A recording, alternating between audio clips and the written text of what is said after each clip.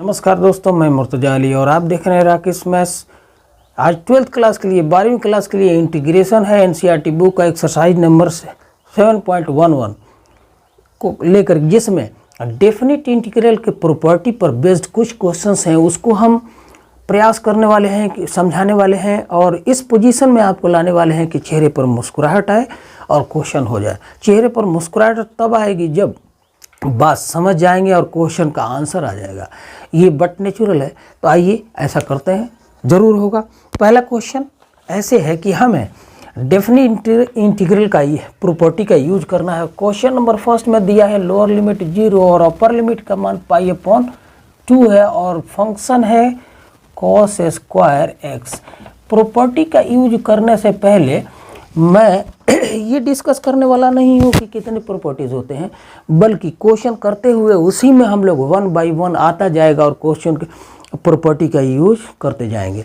जैसे ये फंक्शन दिया हुआ है तो इसको हम लेट कर लेते हैं कि ये आई है, इंटीग्रल आई के लिए इंटीग्रल। तो फर्स्ट प्रॉपर्टी मैं बताना चाहूँगा कि किसी भी फंक्शन में अगर लोअर लिमिट 0 और अपर लिमिट कुछ भी हो और फंक्शन को अगर fx ले लें और dx, तो इसको हम लिख सकते हैं प्रॉपर्टी फर्स्ट का यूज करते हुए कि लोअर लिमिट 0 to a और फंक्शन में अपर लिमिट जितना दिया हुआ है उससे माइनस कर देंगे, अपर लिमिट से माइनस कर देंगे वेरिएबल x को और dx। तो इसका अगर एप्लीकेशन अपने फंक्शन के लिए लेते हैं तो i का मान हमने लिख दिया है। तो अब लिख सकते हैं कि i अगेन i बराबर, अब यूज कर रहे हैं प्रॉपर्टी का लोअर लिमिट 0 अपर लिमिट π/2 और फंक्शन है cos स्क्वायर x। तो इसके लिए लिख सकते हैं cos स्क्वायर तो रहेगा ही, अपर लिमिट π/2 है और माइनस वेरिएबल x लिख दिया और हमने यूज कर ली प्रॉपर्टी का। यूज करने के बाद जो रिलेशन हमारे सामने आएगा वो ऐसे होगा कि फ्रॉम 0 to π/2 और cos square 90 degree minus theta, ये होता है साइन स्क्वायर थीटा। तो आपके सामने रिजल्ट आ गया sine square x and dx। This is equation number second. और प्रॉपर्टी के यूज करने के बाद i का मान इतना आया साइन स्क्वायर x dx और प्रॉपर्टी से पहले i गिवन है कितना है, i is equal to cos square 1।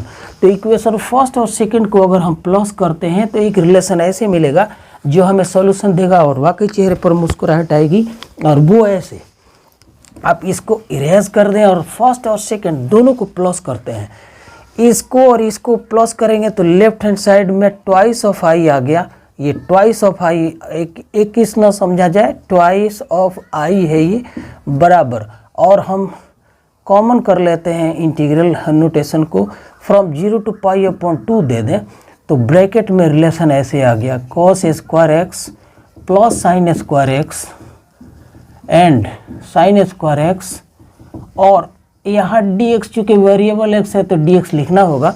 और आप खूब जानते हैं कि cos square x plus sine square 1 होगा तो इंटीग्रल वैल्यू रेड्यूस होगा। वेरी सिंपल वे में आ गया ये फ्रॉम 0 to π/2 dx, जिसके लिए आप लिखेंगे कि इंटीग्रेशन x का dx का x होगा और लोअर लिमिट हो गया 0, अपर लिमिट हो गया π/2। अब रिलेशन हमारे सामने जो है वो निश्चित रूप से मुस्कुराहट देगा क्योंकि इक्वेशन और क्वेश्चन बन गया, इंटीग्रल वैल्यू हमारे सामने आ गया। अब हम अपर लिमिट रखते हैं, मतलब 2i बराबर आ गया, अपर लिमिट रख दिया π/2 और माइनस लोअर लिमिट 0। तो i का मान मतलब इंटीग्रेशन का मान हो गया π/2, नीचे आ गया 2 2 4। इस तरह से हमारा आंसर π/4 आ गया फर्स्ट क्वेश्चन का। बिल्कुल यही प्रॉपर्टी यूज्ड है सेकंड क्वेश्चन के लिए, और सेकंड क्वेश्चन भी करना इंटरेस्टिंग होगा इसलिए उसको भी किया जाए। क्योंकि अगर फर्स्ट प्रॉपर्टी समझ में आ गया और फर्स्ट क्वेश्चन समझ में आ गया तो क्वेश्चन पर इस प्रॉपर्टी के यूज पर कंट्रोल के लिए चाहिए कि हम सेकंड पार्ट भी कर लें। सेकंड क्वेश्चन करते हैं। सेकंड क्वेश्चन ऐसे दिया है, कुछ लग रहा है कि बहुत ही फेस इसका डिफरेंट है और भारी भारी सा है, लेकिन क्वेश्चन देखिए कैसे आसान हो जाता है। फंक्शन ऐसे है कि अंडर रूट साइन एक्स है, under root sine x upon में under root sine x into plus है, बल्कि plus under root cos x and d x है। अब इसको अगेन हम आइलेट कर लेते हैं। देखिए एक ऐसे सिंपल वे में हमारे सामने इसका रिजल्ट आने वाला है। तो अगेन आई का वैल्यू प्रॉपर्टी का यूज करते हैं फ्रॉम 0 to π/2 और अंडर रूट साइन एक्स के लिए लिखेंगे अपर लिमिट माइनस वेरिएबल मतलब π/2 minus x.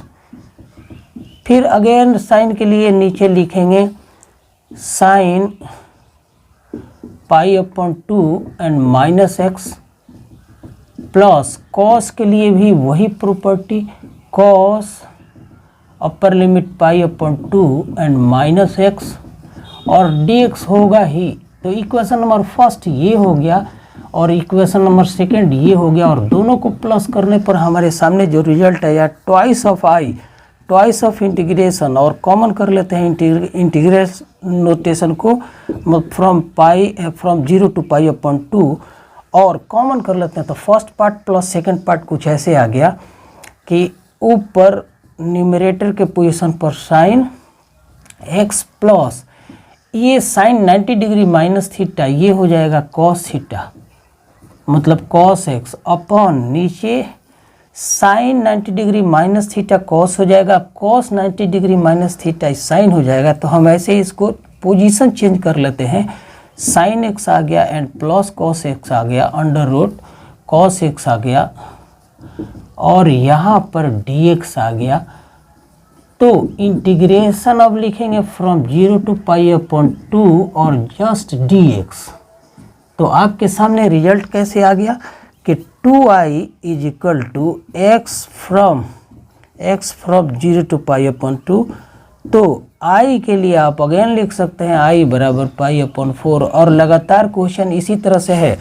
Question number second complete हुआ और चेहरे पर मुस्कुराहट आई कि नहीं आई आप देख सकते हैं। क्वेश्चन नंबर थर्ड करना चाहेंगे आप। क्वेश्चन नंबर थर्ड को ऐसे कीजिए, थोड़ा सा हल्का सा इरेज कर दे, इसको हटा दें और तब क्वेश्चन नंबर थर्ड को भी उसी तरह से करते हैं। और हमारा प्रयास यही है कि सारे क्वेश्चन को करने में चेहरे पर मुस्कुराहट आए और इंटरेस्ट बढ़े। क्वेश्चन में इंटरेस्ट तब बढ़ता है जब बात समझ में आती है। Question number second complete, third भी कुछ ऐसे ही है। थर्ड क्वेश्चन को भी हम आइलेट करते हैं और इसमें फंक्शन वही है trigo function from 0 to π/2 again है। ये सारे क्वेश्चंस को करेंगे हम। साइन का पावर है 3/2, साइन एक्स का पावर 3/2 dx भी लिख लीजिए whole upon sine to the power 3/2x plus cos to the power भी 3/2 एंड x और dx है ही। अब प्रॉपर्टी का यूज करते हैं तो आई ऐसे रिड्यूस हुआ, चेंज हो रहा है। ये कितना हो गया तो π/2 और साइन के लिए अपर लिमिट पावर आप ज्यों का त्यों लिखते जाइए π/2 minus x and dx upon में साइन के लिए लिखेंगे sine to the power 3/2 and π/2 minus x. फिर प्लस कॉस के लिए लिखेंगे कॉस के लिए 3/2 π/2 माइनस एक्स लिखेंगे और तब ये दोनों को फर्स्ट और सेकेंड रिलेशन को जोड़ने पर ट्वाइस ऑफ आई बराबर ये कॉमन कर लेते हैं। इंटीग्रेशन नोटेशन को कॉमन कर लिया ऐसे तो ब्रैकेट में कुछ रिलेशन कटने वाला आ गया। ये sign to the power 3/2 x है और यहाँ साइन टू द पावर कुछ भी है लेकिन 90 डिग्री माइनस थीटा है तो ये कॉस हो जाएगा और हमने प्लस कर दिया है तो साइन और कॉस दोनों को साथ ऐसे लिखते हैं sign to the power 3/2 x plus ये वाला पार्ट हो जाएगा cos to the power 3/2 x upon नीचे भी ये कॉस ये साइन हो जाएगा ये कॉस हो जाएगा। तो पहले हम साइन ही लिख लेते हैं sign to the power 3/2 x and plus cos to the power 3/2 and x लिख दिया और यहाँ पर dx आ गया, ऐसे कर दिया तो ये कट जाएगा और बराबर हो गया फ्रॉम 0 to π/2 dx। कटने के बाद ये dx आ गया तो twice of i is equal to from 0 to π/2 and x आ गया, अपर लिमिट हमने रख दिया और लोअर लिमिट 0 हो गया, तो कहेंगे कि i का मान कितना हो गया, i हो गया π/4। तीसरे क्वेश्चन का भी लगातार आंसर हमारा उतना ही आ रहा है। अभी हमने सिर्फ एक प्रॉपर्टी का यूज किया है। क्वेश्चन नंबर 4 को भी करेंगे और क्वेश्चन नंबर 4 के बाद हम आगे बढ़ेंगे। क्वेश्चन नंबर 4 ऐसे है, इनको हटाते हैं पहले और तब क्वेश्चन नंबर 4 को कंप्लीट करते हैं, एक ही सांस में कंप्लीट करते हैं। और मुझे लगता है, ऐसा लगता है, महसूस हो रहा है कि आप क्वेश्चन 4 को करने में भी इंटरेस्ट महसूस करेंगे। अगेन हम हाईलाइट कर लेते हैं और फंक्शन ऐसे है कि फ्रॉम 0 टू, आप एनसीईआरटी बुक के क्वेश्चंस को देख करके पता कर सकते हैं। मैं जल्दी जल्दी लिख रहा हूँ, cos to the power 5x upon denominator में है sin to the power 5x and plus cos to the power 5x और एज यूजुअल हम dx भी लिखेंगे। और प्रॉपर्टी का यूज करते हैं, फंक्शन में हम अपर लिमिट माइनस वेरिएबल कर दें। अगर cos के लिए cos टू द पावर 5 है और अपर लिमिट π/2 माइनस x दे दिया, dx भी दे दिया, अपॉन में डिनोमिनेटर के लिए वही काम sin to the power 5 and π/2 minus x, फिर प्लस करके cos के लिए लिख दिया cos to the power 5 and upper limit π/2 minus x कर दिया। तो ये रिलेशन ऐसे हो गया। अब फिर लिख लेते हैं फ्रॉम 0 टू π/2, ऊपर आ गया sin to the power 5x upon ये cos हो जाएगा cos to the power 5x, क्योंकि sin 90 degree minus theta cos theta, cos 90 degree minus theta ये sin थीटा होता है। तो यहाँ पर x आ गया और dx भी आ गया। इक्वेशन नंबर 2 कर लिया और फर्स्ट और सेकंड को जोड़ दिया। अब हम डायरेक्ट मान लिख रहे हैं, आप समझ रहे होंगे कि कैसे ये डायरेक्ट मान हमने कैसे लिख दिया, π/2 फ्रॉम 0 टू π/2 dx, जो फ्रॉम इसका इंटीग्रल वैल्यू हो गया x, मतलब लोअर लिमिट 0 टू π/2 और यहाँ x, तो फाइनल रिजल्ट की π/2। तो i का मान अब निश्चित रूप से π/2 और ये 2 नीचे गया तो π/4। लगातार फर्स्ट क्वेश्चन से लेकर के और क्वेश्चन नंबर 4 तक एक ही आंसर आया और क्वेश्चन नंबर 5 बिल्कुल अलग है। इस क्वेश्चन को ध्यान से देखिए। क्वेश्चन नंबर क्या है, अब इसको भी समझाऊं। यहाँ एक नए प्रॉपर्टी का यूज होने वाला है और इस तरह से हम दूसरा प्रॉपर्टी का यूज कर रहे हैं और दूसरा प्रॉपर्टी माइंड में बैठ जाएगा और उसकी छवि माइंड में बैठ जाएगी तो फिर हटेगी नहीं। मुझे लगता है कि हटेगी नहीं। आप उसको देखिए पहले अभी कैसे हम उसका भी यूज करते हैं। क्वेश्चन पहले देखते हैं, क्वेश्चन है क्या। क्वेश्चन ये है कि question number 5 from lower limit -5 है, अपर लिमिट है +5, फंक्शन है मॉड ऑफ x + 2। तो सबसे पहले फंक्शन के नेचर के बारे में बात करते हैं। फंक्शन है मॉड ऑफ x + 2 का मतलब ये हुआ कि मॉड को अगर हटा दें तो हमें माइनस भी लेना होगा, प्लस भी लेना होगा। किसके लिए? तो x + 2 के लिए।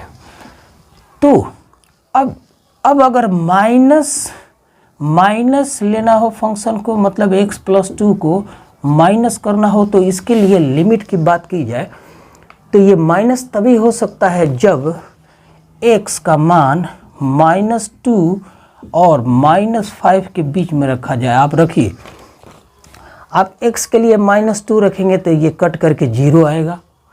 x के लिए -2 से बढ़ते जाइए, -3 रखेंगे तब ये माइनस आएगा। ये इसका मान नेगेटिव कब होगा? जब इसके रेंज को x को -2, -3, -4, -5 मतलब क्लोज इंटरवल -2 और 5 के लिए के रेंज के लिए इसका वैल्यू नेगेटिव होगा। दूसरी तरफ इसी फंक्शन को मतलब x + 2 को प्लस करना हो तो उसके लिए क्लोज इंटरवल हमारा होना चाहिए -2 + 5 का मतलब का मतलब ये हुआ कि अगर हम -2x के लिए रखते हैं तो ये 0 हो जाएगा, और -1 रखते हैं तो +1 आएगा, 0 रखते हैं तो +2 आएगा, 1 रखते हैं तो +3 आएगा, 2 रखते हैं तो प्लस आएगा, 4 रखते हैं तो प्लस आएगा, 5 रखते हैं तो प्लस आएगा। मतलब क्लोज इंटरवल -2 5 के लिए इस फंक्शन का मान प्लस आएगा। तो फंक्शन में चूंकि मॉड दिया हुआ है तो हम एक बार नेगेटिव लेंगे तो रेंज क्या होगा, फ्रॉम -2 टू -5, और प्लस लेंगे तो उसके लिए रेंज होगा -2 5। अब हम सेकंड प्रॉपर्टी का मतलब समझाते हैं कि किसी फंक्शन को कैसे लिखा जा सकता है, लेकिन फंक्शन उस लिमिट के लिए परिभाषित होना चाहिए। जैसे इस फंक्शन को हम लिखेंगे, लेकिन पहले प्रॉपर्टी मान लीजिए कि कोई फंक्शन जिसका लोअर लिमिट a और अपर लिमिट b है और फंक्शन है f(x), तो इसको हम लिख सकते हैं, प्रॉपर्टी नंबर सेकंड की बात कर रहे हैं, from a to another limit ले लिया c for the function f(x) dx, plus अब जो हमने यहाँ अपर लिमिट लिया है c, यहाँ पर लोअर लिमिट c लेंगे और अपर लिमिट b, और फंक्शन को f(x) लिख सकते हैं dx। मतलब ये सेकंड प्रॉपर्टी में ये जो आ गया रेंज a और b के बीच का रेंज है, c का वैल्यू a और b के बीच होना चाहिए, और a और c लिमिट के लिए इस फंक्शन का वैल्यू डिफाइंड होना चाहिए। उसी तरह से b और c और b लिमिट के लिए फंक्शन f(x) का वैल्यू डिफाइंड होना चाहिए। तो हमने मॉड वाले फंक्शन को परिभाषित किया कि इसमें लिमिट लोअर लिमिट 5 है, अपर लिमिट +5 है और लोअर लिमिट -5 है। तो इसको अगर हम नोट करें, अगर सेकंड प्रॉपर्टी का यूज करें तो फ्रॉम -5 टू -2 ये फंक्शन नेगेटिव होगा। कौन सा फंक्शन? तो x + 2, और मॉड नोटेशन हट गया।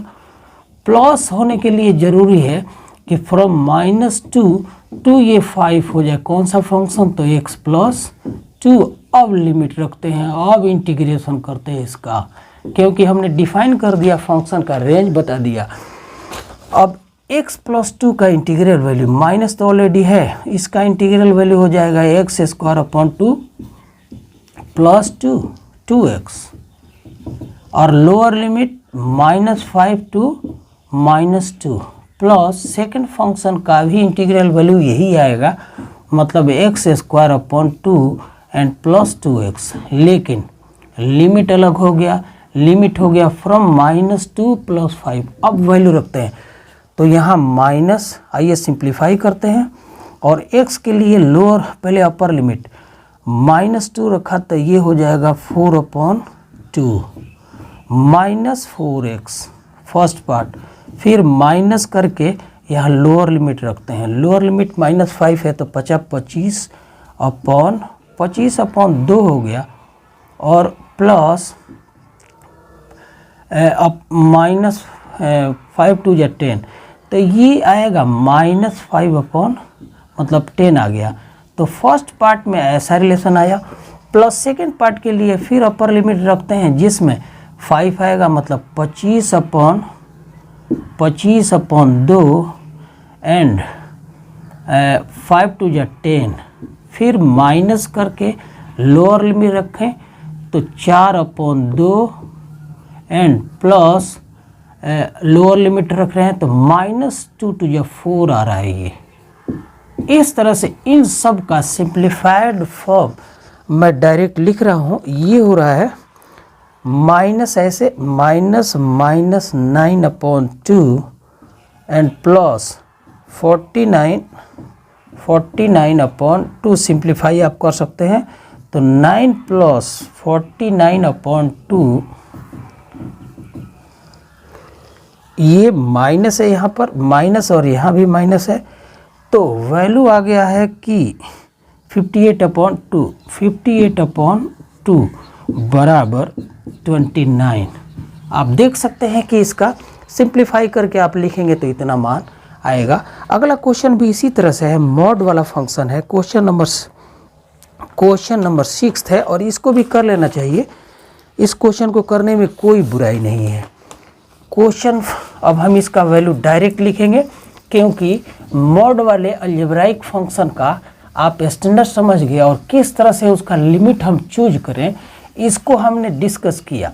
अगला क्वेश्चन भी चूँकि मोड वाला है और लिमिट को अभी हम बताते हैं, उसी तरह से थोड़ी सी जो आवश्यक बात है उसका डिस्कशन तो करेंगे। क्वेश्चन ऐसे है कि फ्रॉम 0 to 8 लिमिट है, नहीं लोअर लिमिट 2 है, अपर लिमिट 8 है और मॉड ऑफ x -5 है, तो यहाँ dx हो गया। अब हम इसको लिख सकते हैं बराबर minus from lower limit 2 to upper limit ले लेते हैं, अपर लिमिट 5 एंड फंक्शन हो गया x -5 dx प्लस अब lower limit 5 to upper limit 8 ही रहेगा और फंक्शन हो गया x -5। इसका इंटीग्रल वैल्यू अब ले लेते हैं डायरेक्ट। हमने यहाँ से 5 ले लिया, इन दोनों रेंज के लिए मतलब फ्रॉम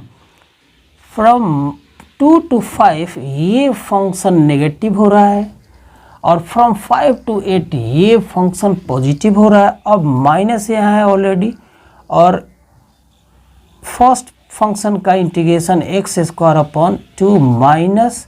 5x हो गया प्लस यहाँ भी x² एंड -5x होगा। अब लिमिट अलग अलग है, लिमिट है फ्रॉम 5 to 8 और यहाँ भी फ्रॉम 5 to 8। आप अपर लिमिट पहले रखेंगे माइनस अपर लिमिट 64/2 -8 × 40, फिर माइनस अब लोअर लिमिट तो 25/2 -25, ये फर्स्ट फंक्शन फर्स्ट पार्ट के लिए। सेकंड पार्ट में plus upper limit 64/2 and minus 8 × 40 और माइनस करके लोअर लिमिट तो 25/2 एंड माइनस 25 आ गया। अभी इसको अगर सिंप्लीफाई आप करेंगे, सिंप्लीफाई करने पर रिजल्ट कुछ ऐसे आ गया है कि ये रिजल्ट ऐसे आया है कि 25/2 -6 -8 एंड प्लस 25/2 बराबर। सिंप्लीफाई में मैं गारंटी नहीं दे सकता क्योंकि वीडियो में थोड़ा सा हमें तेज काम करना होता है और उसमें हो सकता है कि कहीं हल्का फुल्का छूट जाने की संभावना है। जो मानव स्वभाव है, मतलब ह्यूमन एरर है भाई, उसको ध्यान रखिएगा। लेकिन आप इसको सिंप्लीफाई कर लें। मेरा मकसद सिर्फ ये है कि मैं एक ऐसा तरीका दूं कि काम आसान हो जाए और उसी के लिए मैं प्रयास कर रहा हूं और मुझे लगता है कि ये ठीक बात होगी। लेकिन ये ठीक है कि नहीं आप कमेंट में हमें ज़रूर बताएं और आपसे रिक्वेस्ट ये करेंगे कि चैनल को सब्सक्राइब जरूर करें। एक क्वेश्चन और देते हैं इस वीडियो में और बाकी हम टोटल 21 क्वेश्चन है, तो 7 तरीके है कि हम चाहेंगे कि 7-7 क्वेश्चन हर एक वीडियो में हो, बात वजाहत हो जाए, एक्सप्लेनेशन व्याख्या हो जाए, बात क्लियर हो जाए। यही हमारी कोशिश है। सिंप्लीफिकेशन तो आप कर सकते हैं, आशा यही करते हैं हम। लेकिन बात क्या होनी चाहिए और आप क्या सोचते हैं अदरवाइज कि कैसे, ये हमें कमेंट में ज़रूर बताएं। हमारा हेल्प लें और आप भी साथ दें। क्वेश्चन नंबर 7 कुछ ऐसे, यहाँ पर प्रॉपर्टी का यूज हम करेंगे लेकिन देखते हैं नेचर क्या है। अभी हमने 2 प्रॉपर्टी का यूज किया है, from 0 to 1 x into 1 - x to the power n है और dx है। इसमें हम प्रॉपर्टी का यूज करें तो अपर लिमिट 1 है तो बराबर, देखिए अपर लिमिट ये फंक्शन है, हमने इसके लिए लिख दिया 1 - x इंटू यहाँ 1 - x करेंगे तो प्लस x हो जाएगा और पावर है इतना dx। हमने फ्रॉम 0 टू अपर लिमिट। अब यहाँ पर फर्स्ट प्रॉपर्टी जो यूज किया था उसका यूज कर लिया कि अपर लिमिट माइनस फंक्शन मतलब 1 - x फर्स्ट के लिए और यहाँ पर 1 माइनस है, चूँकि ये x के लिए 1 - x लिखेंगे तो 1 + x हो गया, जिससे फ़ायदा ये हुआ कि इससे ये कट गया। तो फंक्शन हमारे सामने जो बचा फ्रॉम 0 to 1, ये first part 1 minus x into second part में x का पावर n है और dx है। अगर हम अब ये दोनों फंक्शन को मल्टीप्लाई कर दें तो इंटीग्रेशन कुछ ऐसे रिड्यूस हो रहा है कि from 0 to 1 x to the power n dx minus x to the power n को अलग अलग 1 से और x से मल्टीप्लाई कर देते हैं ताकि हमारा दोनों पार्ट क्लियर हो जाए। तो फ्रॉम 0 to 1 और ये x का पावर हो जाएगा n प्लस 1 n dx। तो अब इंटीग्रेशन इसका ले लें तो ये इंटीग्रेशन हो गया x to the power n plus 1 और डिवाइडेड बाई n प्लस 1 और lower limit 0 to 1 second part plus minus है फ्रॉम 0 to 1 और यहाँ पर x टू द पावर हो जाएगा n प्लस 2 डिवाइडेड पावर कितना है तो n प्लस 2 हो गया। अब हम लिमिट रखते हैं तो पहले अपर लिमिट अगर रखेंगे तो x के लिए 1 रखने पर यहाँ 1 आ जाएगा 1 upon n plus 1 minus 1 upon n plus 2 और तब इसको सिंप्लीफाई कीजिए तो n plus 1 into n plus 2 मतलब क्या हो गया, रिलेशन ऐसे हुआ कि n plus 2 and minus n minus 1 बराबर 1 upon n plus 1 into n plus 2। तो हमारा रिजल्ट क्लियर और आंसर भी क्लियर। ये फाइनल रिजल्ट है। आशा करते हुए अब आपसे विदा।